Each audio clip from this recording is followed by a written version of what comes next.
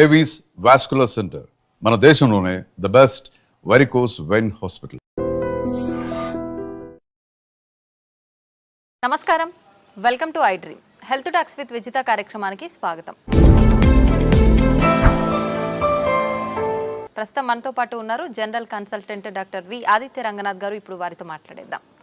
నమస్తే అండి. నమస్తే అండి. ఎలా ఉన్నారు? బాగున్నాను మ్యామ్, థ్యాంక్ యూ.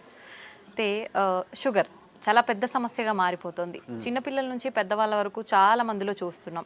ఆహార రీత్యా కొంతమందికి వస్తే, జెనెటిక్స్ పరంగా కొంతమందికి, ఏదేమైతేనేంటి అందరిలో ఈ సమస్య అయితే ఎక్కువగా. ఇంట్లో నలుగురు ఉంటే ఇద్దరికి ఈ సమస్య చూస్తూనే ఉన్నాం.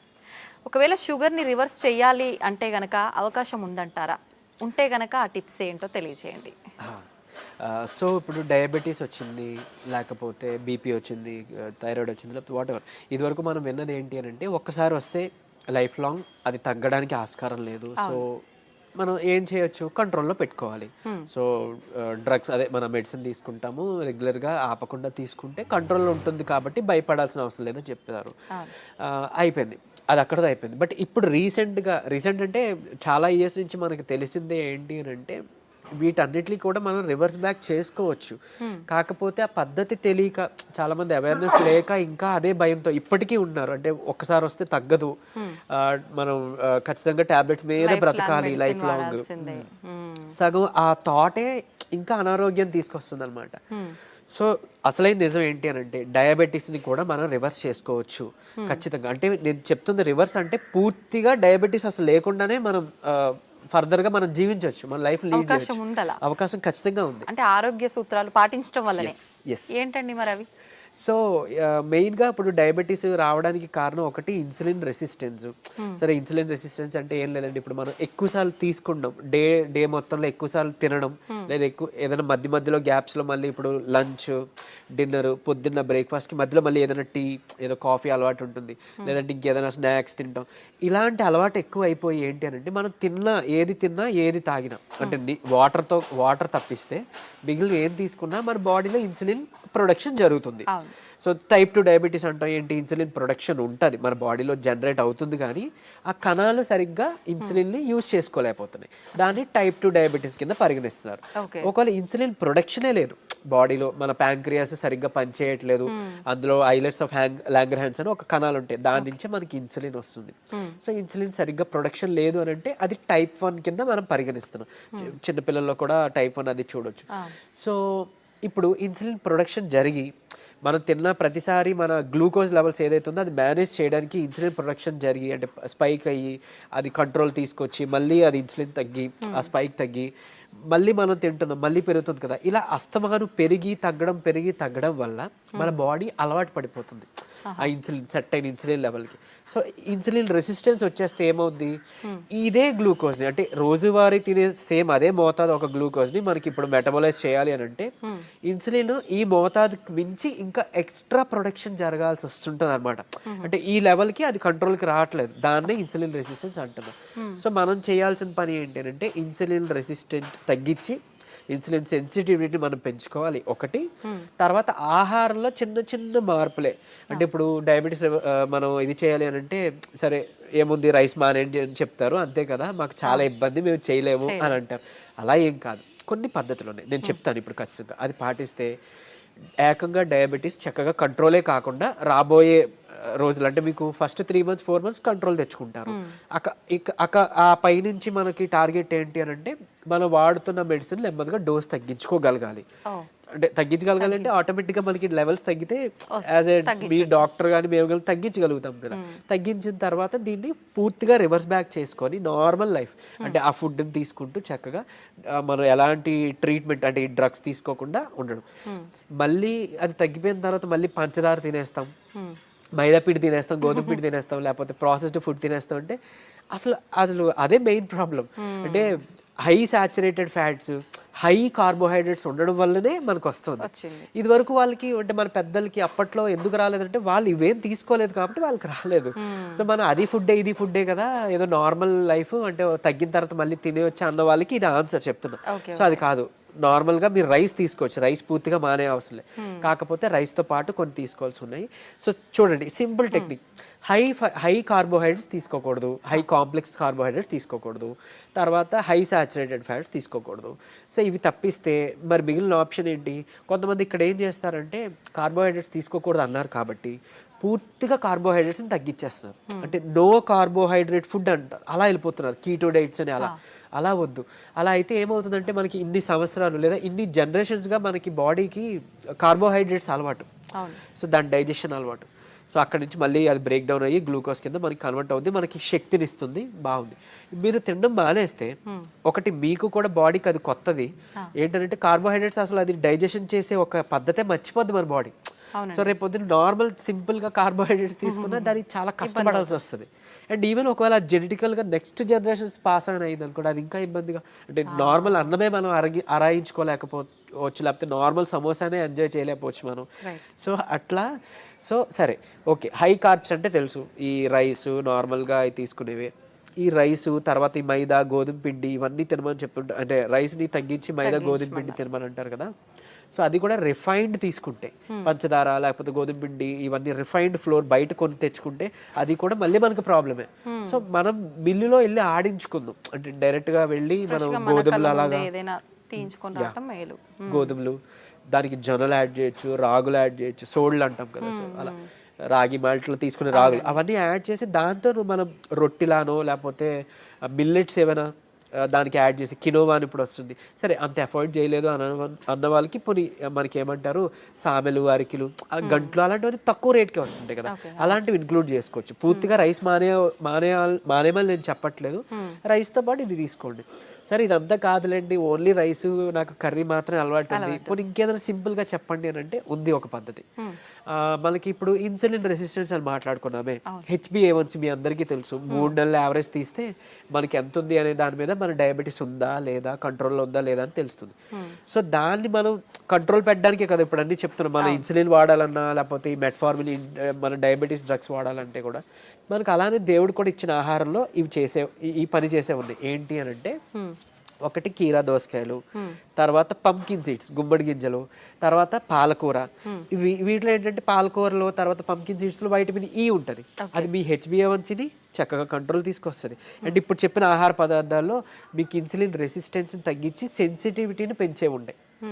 సో ఇప్పుడు సరే కొంత లిస్ట్ చెప్తాను చూడండి. మష్రూమ్స్ బాగా అదే మన ఉడకబెట్టిన గుడ్లు ఫుల్గా విత్ సొనతో పాటు తీసుకోవాలి, అది కొలెస్ట్రాల్ కాదు, మంచి కొలెస్ట్రాల్ తీసుకోండి. సో తర్వాత నెయ్యి, తర్వాత మన కీరా దోసకాయలు, తర్వాత ఓట్స్, గ్రీన్ పీస్ అదే మన పచ్చి బఠానీలు, తర్వాత రాజ్మా, కిడ్నీ బీన్స్ అంటాం రాజ్మా, అలానే మిగిలిన బీన్స్ కూడా చక్కగా మిగిలిన రకాల బీన్స్, చిక్కుళ్ళు బీన్స్ ఇట్లాంటివన్నీ తీసుకుంటే కనుక ఇవన్నీ కూడా మీ ఇన్సులిన్ రెసిస్టెన్స్ని తగ్గించినవే. సో మీ ఇష్టం, గుడ్లు పోనీ ఆమ్లెట్ రూపంలో తీసుకోండి, నిద్రకి పనికి వస్తుంది ఆమ్లెట్, ప్లస్ దీనికి కూడా హెల్ప్ అవుతుంది. సో ఈ ఫుడ్ని మీరు కంపల్సరీగా క్యాబేజీ, కాలీఫ్లవర్, సో బ్రాకోలీ కానీ ఇలాంటి ఇవన్నీ కూడా మీ ఫుడ్ డైలీ ఫుడ్లో ఏదో ఒక రూపంలో ఇంక్లూడ్ చేసుకోండి. ఏదో ఒక్క పదార్థమైనా అట్లీస్ట్ కర్రీ, మనం అది వదిలేసి మిగిలినవేవో తీసుకున్నామంటే మళ్ళీ కంట్రోల్కి రాదు, మీ అందరికీ తెలిసిందే. చాలామంది ఎక్కువ పాలకూర కూడా తినరు, సో అట్లా. లేదంటే మునగాకు ఉంది, సో మునగాకును కూడా మీరు పౌడర్ రూపంలో చేసుకోవచ్చు, ఎండబెట్టేసి చక్కగా పౌడర్ చేసుకొని ఒక చెంచా యాడ్ చేసుకోండి ఒక ముద్దకి, అన్నంతో పాటు రైస్తో తీసుకోవచ్చు, మామూలుగా హాట్ వాటర్లో కూడా తీసుకోవచ్చు, హాట్ వాటర్లో తీసుకోవచ్చు, మజ్జిగలో కలిపి తీసుకోవచ్చు. ఇది ఒక మనిషికి డైలీ లిమిట్ ఒక చెంచా. సో అట్లా అని ఇప్పుడు ఏం చేస్తారంటే కొంతమంది ఏదైనా రసం, చారు దాంట్లో కలిపేస్తారు, బట్ అది కలిపేస్తే అంటే ఇంట్లో 3 members 4 members ఉంటే అందులో ఎవరికి ఎంత వెళ్ళేది తెలియదు కదా. సో డైరెక్ట్గా మీరు కలుపుకోవడం బెటర్, ఏదర్ వాటర్లోనో మజ్జిగలోనో లేదా మీ అన్నం గిన్నెలోనో. ఇంకోటి అన్నము, ఇప్పుడు అలానే అదే అన్నము కూర తినే ముందుగా 1 కప్పు కీరా దోసకాయ తీసుకోండి, లేదా బీన్స్, మొలకలు తీసుకోండి చక్కగా, ఇవన్నీ మీకు హెల్ప్ అవుతుంది. లేదంటే మన దాలిమ్మ గింజలు 1 కప్ పెట్టుకోవచ్చు, పెట్టి ముందు అది తిని తర్వాత అన్నము కూర మనం తీసుకుందాం. అలానే అన్నం తినే ముందు, టిఫిన్ తినే ముందు, నైట్ డిన్నర్ చేసే ముందు ఏం చేయొచ్చు అనంటే కొంచెం పెప్పర్ అంటే మన మిరియాల పొడి 1 చిటికెడు తీసుకొని నిమ్మరసం యాడ్ చేసి కొంచెం గోరువెచ్చని నీటిలో ఒక కప్పు లేదా 1 గ్లాస్ గోరువెచ్చని నీటిలో కలిపి తాగేసేయండి. ఎందుకు అనంటే ఇప్పుడు ఈ పెప్పర్లో ఉండే పైపరిన్ అనేది మన ఏమంటారు యాక్టివ్ ఇంగ్రీడియంట్, మెడిసినల్ వాల్యూ ఉండే ఇంగ్రీడియంట్. ఇది మన లివర్లో ప్యాంక్రియాస్లో అదే ఎక్కడి నుంచి అయితే ఇన్సులిన్ వస్తుందో అందులో అక్కడ డైజెషన్ ఎంజైమ్స్ని వాటిని కూడా మంచిగా ఇది ఏమంటారు మెటబాలైజ్ చేస్తుంది. కరెక్ట్గా మెటబాలిజం బాగా జరిగి ఎంజైమ్స్ అన్ని మంచిగా ఫంక్షన్ అయ్యేలా చేస్తుంది. సో తర్వాత ఇంకొకటి మోర్ ఓవర్ ఈ ఏవైతే కాంప్లెక్స్ కార్బోహైడ్రేట్స్ మన హై కార్బ్స్ అన్నాం కదా దాన్ని బాగా కరెక్ట్గా డైజెషన్ జరిగేలాగా మెటబాలైజ్ అయ్యేలాగా ఇది హెల్ప్ చేస్తుంది. అండ్ ఈవెన్ మన పోషకాలు ఏవైతే ఉన్నాయో ఆకుకూరలోనో లేకపోతే మనం తీసుకునే ఫుడ్లోనో అవి మనం వంట పట్టడం అంటాం కదా మన అబ్జార్ప్షన్ అవి అబ్జార్బ్ చేయడానికి ఈ ఈ పెప్పర్ మన మిరియాలు పొడి చాలా బాగా హెల్ప్ చేస్తుంది. సో ఈ రూపంలో తీసుకున్నారనుకోండి మీరు తిన్న తర్వాత పెరిగే షుగర్ లెవెల్స్ కంట్రోల్కి వస్తాయి అండ్ ఈవెన్ మనకి లోపల ఫంక్షనింగ్ బాగా మెరుగుపడుతుంది. ఇకపోతే డయాబెటీస్ రివర్సల్ గురించి వద్దాం. సో నేను ఇప్పుడు చెప్పింది 3 to 4 months చేస్తే ఖచ్చితంగా మీ షుగర్ లెవెల్స్లో చాలా వరకు మీకు తగ్గడం మీరే గమనించుకుంటారు. మీరు ఇంత అద్భుతంగా పనిచేస్తుందా అని అంటారు. ఎందుకనంటే చాలా మందికి ఒకటి ఉండిపోయింది సైకలాజికల్గా, అంటే drugs like what ever medicine మాత్రమే మెడిసిన్, ఫుడ్ అంటే జస్ట్ ఆహారం మాత్రమే. అసలు కాదు. మీకు గుర్తుంటుంటే ఎప్పుడైనా మీ నాన్నమ్మలు అమ్మమ్మలు మీకు ఎప్పుడైనా పొట్టనొప్పి వచ్చింది అని అంటే ఏదైనా వాము కొంచెం సాల్ట్ కలిపిస్తే వెంటనే తగ్గడం మనం గమనించి ఉంటాం. లేదంటే మెంతులు మింగేసి తాగేయండి వాటర్ అంటాం. అవన్నీ ఎందుకు పనిచేస్తున్నాయి? ఇప్పుడు యాంటాసిడ్స్ ఏవో వెళ్ళి పరగడుపుల మాత్రలు మనం పైకి వెళ్ళి తెచ్చుకొని వేసుకుంటున్నాం. అవేం అవసరం లేకుండా వాళ్ళు బతికారు కదా. ఎలా బతికారు? ఇలానే. ఇవన్నీ ఫుడ్డే మెడిసిన్. మనకు ఒక మెడికల్ షాప్ ఉంది. ఎగ్జాక్ట్లీ. మనకి ఏదైనా అనారోగ్యం వస్తుంటే మెడికల్ షాప్ కి మనం బయటకు వెళ్ళవద్దు, మన కిచెన్ లోకి వెళ్ళాలన్నమాట. యాక్చువల్గా పోపుల డబ్బాలే మనకి డ్రగ్ ఇది అన్నట్లు, స్టోర్ అన్నట్టు. సో ఖచ్చితంగా ఇది వర్క్ అవుతుంది. అండ్ మోర్ ఓవర్ అంటే ఇప్పుడు మన బెర్రీస్ నుంచి ప్లాంట్స్ నుంచి ఎక్స్ట్రాక్ట్ చేసిన బెర్బరిన్ అనేది ఒక సప్లిమెంట్ ఉంటుంది ఆబ్వియస్లీ. సరే అది అందరూ వాడాల్సిన అవసరం లేదు కానీ ఒక బూస్టప్ కింద పనికి వస్తుంది. అంటే ఎలా అయితే మనకి డయాబెటీస్ని మనకి తగ్గించడానికి మెట్ఫార్మిన్ అనే ఒక మెడిసిన్ తీసుకుంటున్నాము, సేమ్ ఇది కూడా అదే పని చేస్తుంది. కానీ బట్ మెట్ఫార్మిన్తో వచ్చే వైటమిన్ B12 డెఫిషియన్సీ ఇందులో లేదు, ఈ బెర్బరిన్లో లేదు. సరే ఓకే, అవైలబుల్ ఉన్న వాళ్ళు వాడుకుంటారు, అందరూ ఇది వాడాలని రూల్ లేదు. కానీ బట్ ఈ సింపుల్ టిప్స్ పాటించండి, ఇది ఒకటి. తర్వాత ఖచ్చితంగా ఒక 5 minutes వాకింగ్ ఉంటే చాలు. 5 minutes వాకింగ్ అంటే తిన్న తర్వాత ఒక 10 నిమిషాలలో 5 minutes వాకింగ్ చేస్తే చాలు. మీ ఆఫీస్ ఏరియా, మీ బెడ్రూమ్, మీ హాల్ ఎక్కడైనా ఆయాసం రావాలి, చెమటలు పట్టాలి, ఇట్లానే వాకింగ్ చేస్తేనే మనకి వర్కౌట్ అయినట్టు అని అస్సలు కాదు. బాడీ మూమెంట్ ఉండాలి. సో అది చేసుకుంటే చాలు, డయాబెటీస్ మనకి తగ్గుతుంది. రివర్స్ కి చెప్పుకున్న ఇందాక ఇంగ్రీడియంట్స్ ఉన్నాయి కదా, పంకిన్ సీడ్స్ అవ్వచ్చు, మన HbA1c కంట్రోల్ చేసే ఇన్సులిన్ సెన్సిటివిటీ పెంచేవి, ఇవి మీరు చేసుకుంటే 3 to 4 months ఖచ్చితంగా రివర్స్ అయిపోతుంది. ఇప్పుడు చాలా మంది మనం చూస్తూ ఉంటామండి, జామకాయ ఆకులు, లేత చిగుర్లు అని చెప్పి, లేదు అంటే తిప్పతీగ అని చెప్పి, ఇలాంటి కొన్ని ఆకులతో వేణిల్లో వేసి మరిగించిన వాటర్ తాగుతుంటారు షుగర్ ఉన్న వాళ్ళు. ఇది వర్క్ అవుతుంది అంటారా? యాక్చువల్గా ఇప్పుడు జామాకులు ఉన్నాయి కదా, లేత తీసుకొని ఒక 4 ఆకులు మనం వేడి నీటిలో వేసి మరిగించి కషాయంలా తీసుకొని ఉదయం సాయంత్రం లేదా ఒక పూట అట్లీస్ట్ పరగడుపునైనా కానీ తాగితే కనుక అమోఘంగా ఆ రోజే పెరిగిన షుగర్ లెవెల్స్ తగ్గిపోయాయి. సో నేను ప్రీవియస్ వీడియోలో జామాకులు కషాయం గురించి చెప్పినప్పుడు చాలా మంది ఫోన్ చేసి అంటే ట్రై చేసి చక్కగా ఫస్ట్ నమ్మారు, ట్రై చేసి ఒక 2 daysలో వాళ్ళు ఫోన్ చేసి సార్ అంటే మాకు 1 day 2 dayలోనే ఇంత బాగా పనిచేస్తుంది, కంటిన్యూ చేయొచ్చు అంటారా, ఎక్కువ కాలం అన్నారు. బేసిక్గా చేయొచ్చండి, చేసుకోండి అని చెప్పారు. సో ఈవెన్ అది వాళ్ళకి ఏంటంటే డయాబెటీస్ ఎక్కువ, షుగర్ లెవెల్స్ ఎక్కువ ఉండడం వల్ల కొంతమందికి నిస్సత్తువ నీరసంగా ఉంటుంది కదా, దాన్ని కూడా ఇది మనకి జామాకులు బాగా హెల్ప్ అవుతుంది. జామకాయ తినొచ్చు, బొప్పాయి తినొచ్చు, అట్లనే జామాకులు కషాయం బాగా హెల్ప్ అవుతుంది, తీసుకోవచ్చు. తిప్పతీగ కూడా తీసుకోవచ్చు. బట్ తిప్పతీగ చాలా మంది తెలియక కోవిడ్ టైంలో అంటే ఇప్పుడు వైరస్ నుంచి బయటపడాలని తెలియక చాలా మంది ఓవర్ డోసెస్లో తీసుకుని వితిన్ 15 daysలో వాళ్ళ లివర్ మొత్తం డ్యామేజ్ అయ్యి ఎమర్జెన్సీ వార్డులో అడ్మిట్ అవ్వడం, చనిపోవడం జరిగింది. కానీ నేను ఇక్కడ చెప్పే ఒక ముక్క, తిప్పతీగ ప్రాబ్లం కాదు, ఓవర్ డోస్ ప్రాబ్లం. కాబట్టి తిప్పతీగని మనం ఇప్పుడు ఒకవేళ ఒక లైక్ 1 inch తీసుకున్నాం అనుకోండి, ఆ రూట్ ఏదైతే ఉందో దాన్ని బాగా బాయిల్ చేసి మనం దాన్ని తాగొచ్చు. దాంట్లో కొంచెం ఉసిరి పొడి యాడ్ చేయొచ్చు, లేదంటే మునగాకు యాడ్ చేసుకోవచ్చు 1/2 spoon అట్లా. ఇలాగా మనం తీసుకున్నాం అనుకోండి మనకి మంచిగా బెనిఫిటే. ఇప్పుడు అలాగని ఏంటి ఫ్లాక్స్ సీడ్స్ ఉన్నాయి, అవిసె గింజలు ఉన్నాయి. అవిసె గింజలు మనకి కొలెస్ట్రాల్ తగ్గిస్తుంటుంది, డయాబెటీస్ని రివర్స్ చేస్తుంది బాగా. అంటే ఒక 2 చెంచాలు మనం పౌడర్లా కానీ తయారు చేసుకొని మనం ఫ్లాక్స్ సీడ్స్ తీసుకుంటే, ఇదే ఫ్లాక్స్ సీడ్స్ గురించి ఒక పేపర్లో ఒక ఆర్టికల్ వచ్చింది. ఏంటి ఫ్లాక్స్ సీడ్స్ తీసుకోకూడదు, లివర్కి మంచిది కాదు, లేకపోతే ఇంకోటి ఏదో అని. కరెక్టే, ఏదైనా అతిగా తీసుకుంటే మనకి ఫుడ్ అయినా ఆబ్వియస్లీ కదా. సో అంతే, అది పట్టుకొని ఉండొద్దు.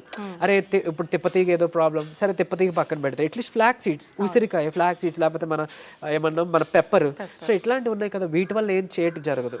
డ్యామ్ షూర్ మంచిదే. సో లిమిట్లో తీసుకోండి. ఇంకోటి ఫ్లాక్ సీడ్స్ గురించి ఇప్పుడు మాట్లాడుకున్నాం కాబట్టి చాలా మంది తెలియక దాన్ని పౌడర్ చేసి స్టోర్ చేసుకుంటున్నారు. వద్దు, అది ఏంటి అని అంటే ఆక్సిజన్కి సెన్సిటివ్ అనమాట, ఎయిర్ సెన్సిటివ్ యాక్చువల్గా. దీన్ని మనం ఎంత ఎయిర్ టైట్ దీంట్లో స్టోర్ చేసుకున్నా, ఎంత అమోఘంగా పనిచేస్తుందో ఇది అంత చేడ్ చేస్తుంది. స్టోర్ చేస్తే ఆక్సిడైజ్డ్ అయిపోయి మనం ఎంత ఇది చేసినా అది అయిపోతుంది. సో ఫ్రెష్గా తయారు చేసుకోండి. ఒక 2 చెంచాలు చిన్న మిక్సీ గిన్నెలో మాత్రం అవుతుంది, పెద్ద మిక్సీ గిన్నెలో అవ్వదు. సో చేసుకొని మీరు బటర్ మిల్క్లో మిక్స్ చేసుకోవచ్చు. కొలెస్ట్రాల్ తగ్గుతుంది, డయాబెటీస్ రివర్సల్కి హెల్ప్ అవుతుంది. అండ్ ఈవెన్ మనకి బయట బనానా ఫ్లోర్ అని దొరుకుతుంది, అరటి దీని నుంచి తీసిన పిండి. సో అది ఆన్లైన్లో వాటిలో అవైలబుల్, దాన్ని తెచ్చుకోండి. ఒక చెంచా చక్కగా బటర్ మిల్క్ దీంట్లో మిక్స్ చేసుకోండి. ఈ ఫ్లాక్ సీడ్స్ని మిక్సీలో పౌడర్ చేసుకోండి, పరగడుపునే తాగండి. మీకు డయాబెటీస్ని కంట్రోల్ రివర్స్ చేయడానికి హెల్ప్ అవుతుంది. ఎందుకు అని అంటే రెసిస్టెన్స్ స్టార్చ్ అదన్నీ ఉంటేనే మనకి యూజువలీ చాలా ఇదనమాట. సో డయాబెటీస్ రివర్స్ చేయడంలో ఈ అరటి ఫ్లోర్ ఏదైతే ఉందో అమోఘంగా పనిచేస్తుంది. ఒక్క చెంచా చాలు, మీరు తినే దాంట్లో ఎందులోనూ కలుపుకోవచ్చు. ఈవెన్ ఏమంటారు, మీరు తినే ఏదైనా అట్టు రొట్టెలో వేసుకోండి, లేదంటే ఇలా బటర్ మిల్క్లో మిక్స్ చేసుకోండి. ఇది ఖచ్చితంగా మీ డయాబెటీస్ రివర్సల్కి హెల్ప్ అవుతుంది. సో ఎందుకు, ఇన్సులిన్ రెసిస్టెన్స్ మనకి మెయిన్గా రివర్స్ అవుతుంది కదా, అంతే. ఇదే సీక్రెట్ ఫార్ములా, ఇది నమ్మి చేయండి. నిజంగా చెప్తున్నా, మీరు ఇయర్స్ డ్రగ్స్ అది వాడాల్సిన అవసరం లేదు. అండ్ ప్రీవియస్గా ఒక వీడియోలో నేను చెప్పాను, లైక్ పరగడుపున ఒక చెంచా కలబంద గుజ్జు తీసుకోండి అని. అది నేను ఎక్కడో మెడికల్ క్యాంప్కి వెళ్ళినప్పుడు ఒక ఆవిడ నా వీడియో చూశారంట, ఆవిడ కంట్రోల్ అయింది. సో మీరు ఇదివరకు వాడేవారు కదండి ట్యాబ్లెట్, ఈ నెల చాలా వరకు తగ్గింది, ఏం చేశారంటే మీ వీడియో చూసాను సార్, యాక్చువల్గా కలబంద గుజ్జు చెప్పారు, పరగడుపును తీసుకోవడం మొదలు పెట్టాను, నాకు ట్యాబ్లెట్ తగ్గిపోయింది, సగానికి సగం డోస్ తగ్గిపోయింది. And with in next 2nd or 3rd మంత్లో ఆవిడకి పూర్తిగా నేను ఆపేశాను, ట్యాబ్లెట్ తీసుకోవాల్సిన అవసరం లేదు, ఆవిడకి డౌన్ అయిపోతుంది. సో అంత బాగా పనిచేస్తాయి మనకి దేవుడిచ్చిన ఇవన్నీ మెడిసిన్సే. సో ఇందులో చెప్పింది ఏదైనా వాడుకోండి, మీకు ఏం పని చేసిందో కమెంట్లో చెప్పండి. సో మిగిలిన వాళ్ళకి ఇన్స్పైరింగ్గా ఉంటుంది. అండ్ ఏది పని చేయలేదో లైక్ నాకు తెలిసినప్పుడు నేను సజెస్ట్ చేయగలుగుతాను మీకు ఆల్టర్నేట్గా. ఓకే, థ్యాంక్ యూ అండి, నిజంగా చాలా యూస్ఫుల్ టిప్స్ అనేది తెలియజేయడం జరిగింది. నమస్తే.